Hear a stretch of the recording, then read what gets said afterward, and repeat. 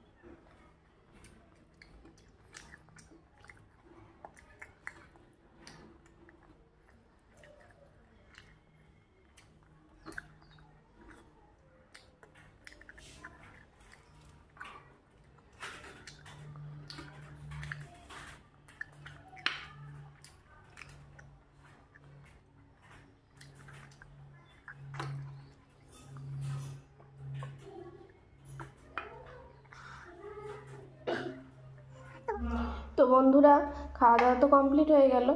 তো তোমাদের ভিডিওটা কেমন লাগলো না লাগলো সেটা কিন্তু কমেন্টে জানিও।